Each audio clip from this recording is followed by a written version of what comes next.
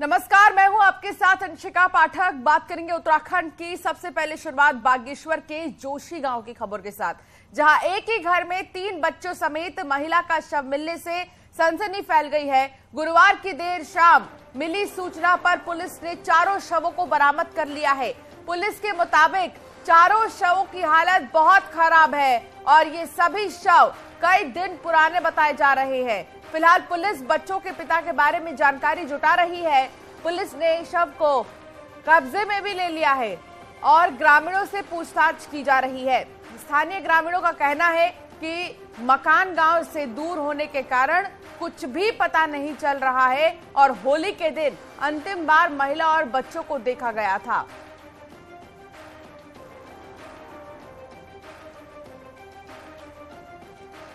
तो इलाके में दहशत का माहौल है। बागेश्वर में एक ही घर में 4 शव मिले हैं और आखिरी बार गांव वालों ने इन्हें होली पे देखा था, लेकिन उसके बाद क्या हुआ, आखिर किस वजह से यहां इनकी मौत हो गई, ये सबसे बड़ा सवाल है।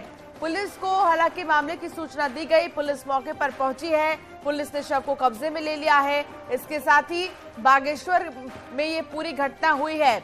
बंद घर में ये 4 शव मिले हैं और जिसमें कि 1 महिला और 3 बच्चे हैं। हालांकि इनका पिता कौन है, वो कहां पर रहता है, इन तमाम चीजों को लेकर जानकारी ली जा रही है, जुटाई जा रही है। लेकिन सवाल यही कि आखिर कैसे इन 4 लोगों की मौत हो गई, 1 महिला और 3 बच्चे, इसके पीछे की आखिर वजह क्या है? क्योंकि आसपास के लोगों का यही कहना है कि आखिरी बार होली पर ही देखा गया था, लेकिन होली के बाद से अब इतने दिन बीत गए हैं। इन दिनों में क्या हुआ, क्या कोई परेशानी थी, क्या कोई कहासुनी हुई थी किसी के साथ और आर्थिक तंगी थी क्या, ये सबसे बड़ा सवाल है। तमाम ऐसी घटनाएं जब आती है सामने तो यही वजह होते हैं, लेकिन अब इस पूरे मामले पर पुलिस जो है जांच कर रही है और जांच में ही साफ हो पाएगा कि आखिर हुआ क्या था। सुष्मिता थापा बागेश्वर से लाइव जुड़ गई है हमारी संवाददाता। सुष्मिता, देखिए एक ही घर में 4 शव मिलने से इलाके में दहशत का माहौल है, लेकिन हर किसी के मन में सवाल यही कि आखिर हुआ क्या था। तो कल शाम को इस मामले का खुलासा हुआ। तो इसमें बागेश्वर का एक जोशी गांव है, उसके आसपास लोग घूम रहे थे, तो मकान के बाहर बहुत ज्यादा बदबू आई थी। उसके बाद वहाँ के लोगों ने इसकी सूचना पुलिस को दी और जब पुलिस वहाँ पहुंची तो पुलिस ने जब कमरा खोला तो उसके अंदर 4 शव पड़े मिले, जो कि सड़े गले हालात में वहाँ पे मिले थे। उसके बाद पुलिस ने जो वहाँ पे आसपास लोगों से पूछताछ की तो उसमें पता चला कि ये एक महिला है और उसके 3 बच्चे हैं और उसके बाद उसमें से जो उसकी बड़ी बेटी थी 13 साल की थी और 2 जो बच्चे हैं, एक 7 साल का था और एक 6 महीने का बच्चा उसमें था। उसके बाद पुलिस ने इसमें जो अन्य जो जांच में जुटी तो उसमें कुछ पता चला कि जो उसका हस्बैंड था वो कई दिनों से लापता है। ठीक है, बहुत शुक्रिया सुष्मिता, बहुत जानकारी आपने साझा की है। एसडीएम बागेश्वर का इस पूरे मामले पर क्या कहना है ये भी आपको सुनाते हैं। जो परिवार का मुखिया है वो तो नहीं है, बाकी उस परिवार की उसकी महिला और उसके 3 बच्चे हैं और चारों मृत अवस्था में पाए गए हैं। पुलिस अपना पंचनामा और पोस्टमार्टम की आगे की कार्रवाई कर रही है और तफ्तीश में ही फिर पुलिस को इस बारे में क्या हुआ है उस बारे में बता पाएगी। उत्तराखंड विधानसभा का सत्र अनिश्चितकाल के लिए स्थगित कर दिया गया है, यानी कि बजट सत्र का समापन हो गया है। हालांकि बजट सत्र 18 मार्च तक प्रस्तावित था, मगर 2 दिन पहले ही सत्र समाप्ति की घोषणा कर दी गई है। तो अनिश्चितकालीन के लिए स्थगित किया गया है सत्र को। अनिश्चितकाल के लिए 2 दिन पहले ही इसे स्थगित कर दिया गया। उत्तराखंड विधानसभा का सत्र समाप्त हो गया है बजट पर चर्चा के साथ ही। समर कैपिटल गैरसैंण में 3 साल बाद आयोजित 6 दिन का बजट सेशन महज 4 दिन में सिमट गया। इन 4 दिनों में पक्ष और विपक्ष के बीच जमकर तकरार भी हुई तो हंगामा भी हुआ। इसी बजट सेशन में विशेषाधिकार हनन का एक मामले ने इतना तूल पकड़ा कि विपक्ष के सदस्यों को सस्पेंशन भी झेलना पड़ा। अंत में जब बजट सेशन की समाप्ति हुई तो वो भी हंगामेदार हुई। जब बजट पारित किया जा रहा था तो विपक्ष सदन से वॉकआउट कर गया और बिना विपक्ष के जो बजट था उसको पारित कर दिया गया। कैमरा पर्सन दीपक उपाध्याय के साथ सुनील नौपरवात, न्यूज़ 18 गैरसैंण। सीएम पुष्कर सिंह धामी ने गुरुवार को गैरसैंण विधानसभा में बजट पर सदन में भाषण दिया। सीएम धामी ने पीएम मोदी और केंद्र सरकार का धन्यवाद दिया और कहा कि केंद्रीय योजनाओं में उत्तराखंड को लगातार सहयोग मिल रहा है। सीएम धामी ने कहा कि हमारी सरकार युवाओं को समर्पित है। भर्ती घोटाले में 60 से ज्यादा लोगों को जेल भेजा। देश का सबसे कड़ा नकल विरोधी कानून बनाया। सीएम धामी ने ऐलान किया कि देहरादून में छात्रों पर लाठीचार्ज में जिन स्टूडेंट या फिर बेरोजगारों पर केस दर्ज है वो वापस होंगे। इसके बाद सीएम ने कहा कि समान नागरिक संहिता का मई-जून तक ड्राफ्ट तैयार किया जाएगा। उन्होंने क्या कहा आपको सुनाते हैं। देश का सबसे कड़ा कानून, नकल विरोधी कानून हमने यहां पर बनाया और इतना ही नहीं, इस कानून में प्रावधान किया गया है कि अगर कोई नकल कराते हुए पकड़ा जाएगा, जो भी माफिया तंत्र होगा, उसको उम्र कैद तक की सजा का इसमें प्रावधान है। जो पहली बार पकड़ा जाएगा, दूसरी बार पकड़ा जाएगा, एक बार में 3 साल की, दूसरे बार में 10 साल तक उसको किसी परीक्षा में भाग लेने का कोई अवसर नहीं।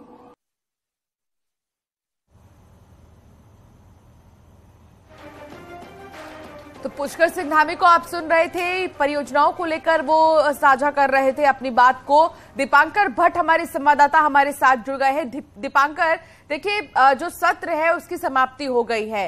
चर्चा के साथ ही बजट सत्र को समाप्त किया गया और पूरे सदन की कार्यवाही को समाप्त किया गया। सबसे खास फोकस जो रहा है दीपांकर, वो परियोजनाओं पर रहा है। इसके पीछे के क्या मायने निकाले जाएं?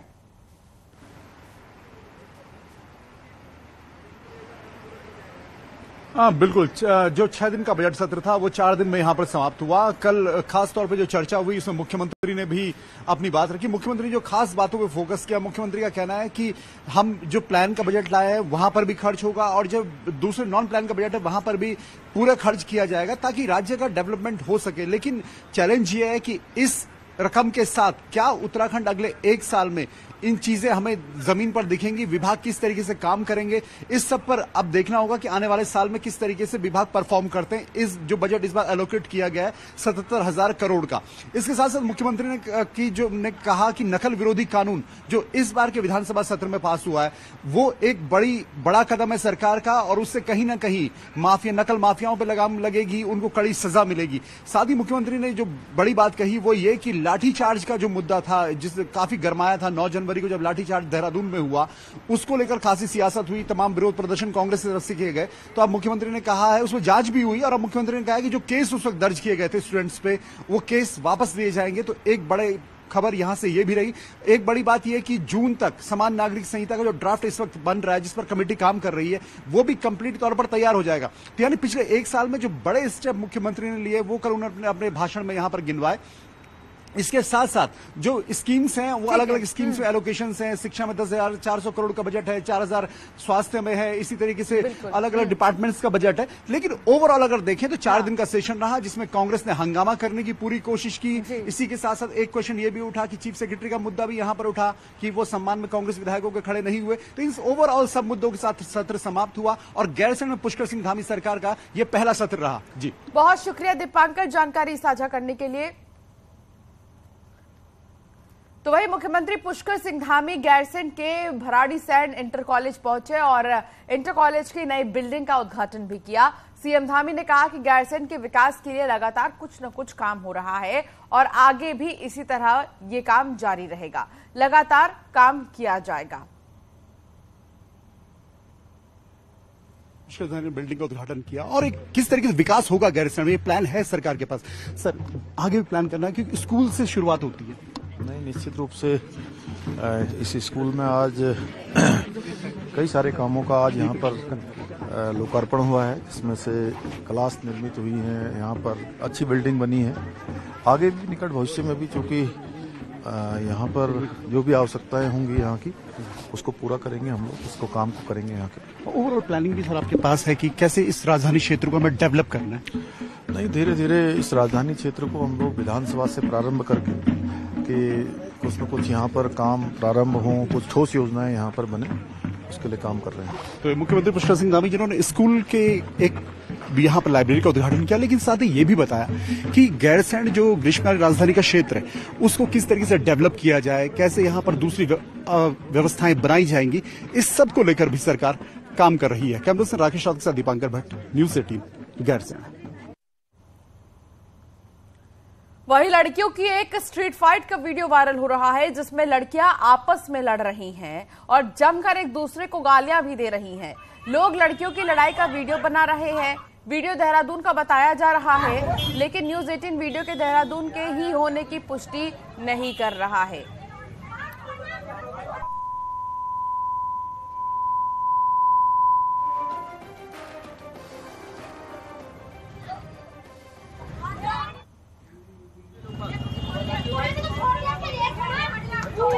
तो आसपास के लोग वीडियो बना रहे हैं। देहरादून में जिस तरीके से दो लड़कियां आपस में लड़ रही हैं, एक दूसरे का बाल खींच रही हैं और लात घूंसे चल रहे हैं। हालांकि किस बात को लेकर इनकी लड़ाई शुरू हुई इसके बारे में पूरी जानकारी नहीं मिली, लेकिन आसपास के लोग इस पूरी लड़ाई को यहां पर देखने के लिए खड़े हो गए और वीडियो बनाकर शेयर कर रहे हैं।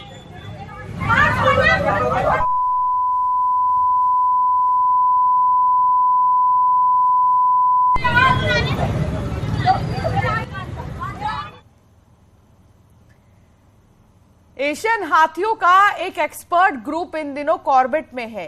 IUCN यानी कि international union for conservation of nature की टीम कॉर्बेट में हाथियों के प्रबंधन को जान रही है। इस टीम में 21 देशों से 85 डेलीगेट्स आए हैं जो यहां हाथियों के प्रबंधन, मानव वन्य जीव संघर्ष को रोकने के प्रयासों और हाथियों की सुरक्षा के बारे में जानकारी ले रहे हैं।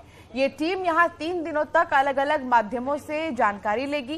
कॉर्बेट में अलग अलग देशों से आए ये लोग हाथियों के बारे में अपने अपने अनुभवों को साझा भी कर रहे हैं। देखिए 3 दिन का इनका विजिट अभी है। आज पहला दिन है जिसमें फील्ड विजिट है। कल एक मीटिंग है और उसके बाद इनका फिर टूरिज्म जोन्स का भ्रमण होगा। सर कितने लोगों का डेलीगेशन है, कितने देशों के? देखिए ये लगभग 20 से ज़्यादा देश हैं जिसके अलग अलग प्रतिनिधि इस डेलीगेशन के साथ यहाँ आए हैं। प्रोजेक्ट्स हो रहे हैं, उनके बारे में एक दूसरे को बता रहे हैं कि क्या उनके राज्य में क्या कर रहे हैं और क्या क्या काम करता है, क्या नहीं करता।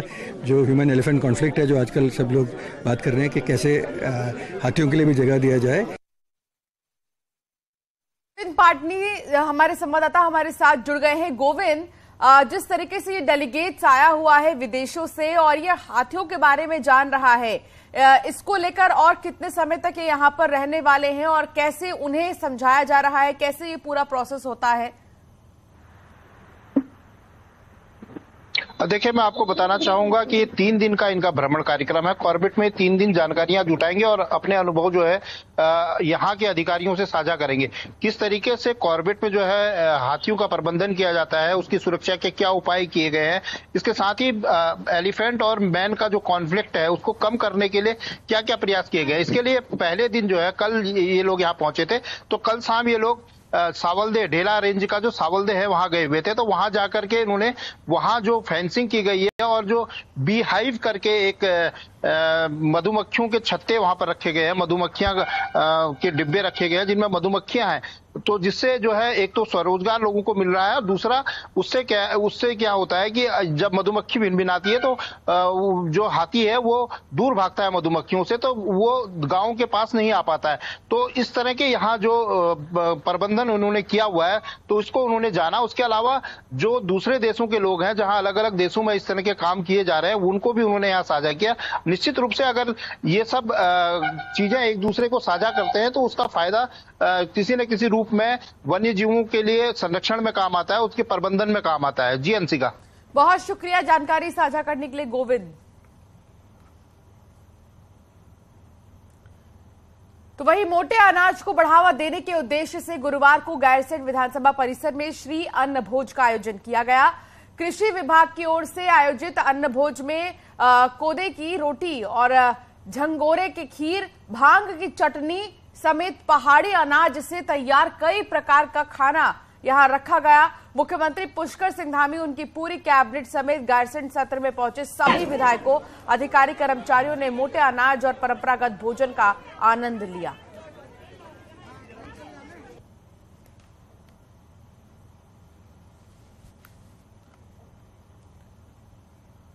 उत्तराखंड में एक ओर तो बिजली संकट है और दूसरी ओर हर दिन 5 मेगावाट बिजली बर्बाद हो रही है, जिसका बड़ा कारण सुरंगीगाड़ हाइड्रो प्रोजेक्ट का ग्रिड से न जुड़ना है।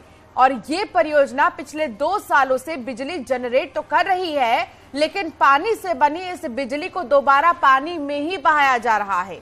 50 करोड़ की लागत से बनी UJVNL की सुरंगीगाड़ परियोजना का उद्घाटन दिसंबर 2021 में हल्द्वानी पहुंचे पीएम मोदी ने किया था, जिस परियोजना से पिथौरागढ़ के कई गांव में बिजली पहुंची थी और परियोजना से करीब 2.5 रुपए प्रति यूनिट बिजली UPCL को मिलनी थी। लेकिन नजदीकी पावर ग्रिड और लाइन का काम पूरा न होने से आज तक ये बिजली किसी भी प्रकार से प्रदेश में काम नहीं कर पा रही है।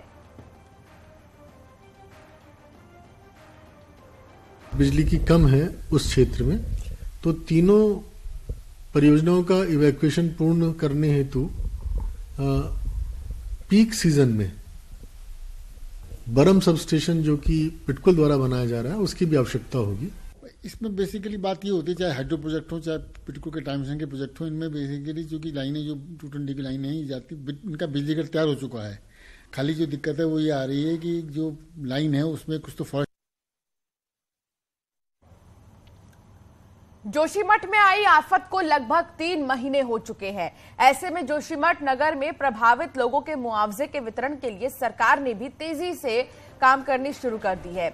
181 असुरक्षित भवनों के अलावा अन्य भवनों के मुआवजे की घोषणा सरकार पहले ही कर चुकी है। वर्तमान समय में 15 परिवारों को लगभग 3 करोड़ 69 लाख रुपए का भुगतान अभी तक किया जा चुका है। जिन घरों का भुगतान प्रशासन ने किया है उन घरों को सील कर दिया गया है। साथ ही भवनों के ध्वस्तीकरण के लिए प्रस्ताव भेजे जा चुके हैं।